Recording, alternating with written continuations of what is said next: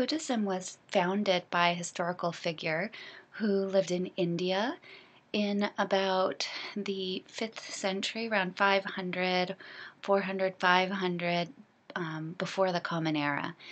And in different traditions, the Buddha's life is remembered in different ways to emphasize the teachings of that particular lineage. And in Vajrayana, especially in the Great Perfection tradition that I come from, we think of the Buddha as a human being like us who really realized his potential. And Buddha itself, Buddha means awake. And sometimes we say the historical Buddha or the Buddha.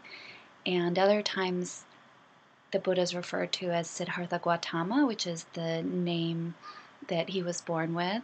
And then later, when he became this really awakened, fully potentiated person, he was known thereafter as the awakened one, the Buddha. Or also in Tibetan Buddhism, we say Shakyamuni Buddha, which refers to the clan that he was born in. And it's really often overlooked, but the Buddha was born to a warrior clan. So he was a warrior and destined to be a king.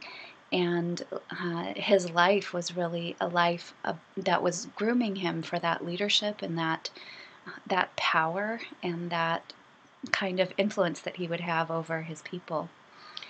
So usually if we begin the Buddha's life story, I think that the best way to understand it is in context.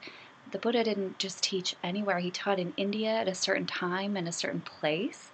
And that cultural context had these two different spiritual paths in general.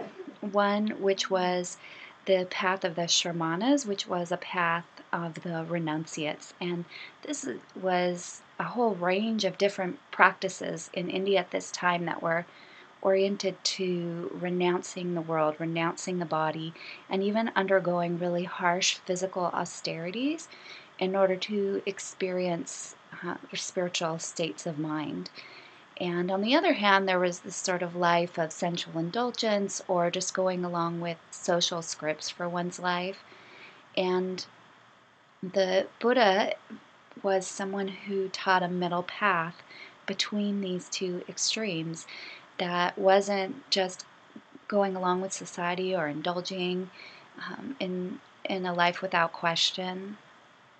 And it wasn't this really extreme renunciation that he encountered in that context, but instead it was a spiritual path, a religious path that was based on awakening one's own innate nature through a middle way without being in those extremes. And I often remember this line in Tibetan Buddhism that says to keep us remembering what the understanding of the path actually is, that it's that which doesn't dwell in any of the extremes. So I think that's really interesting.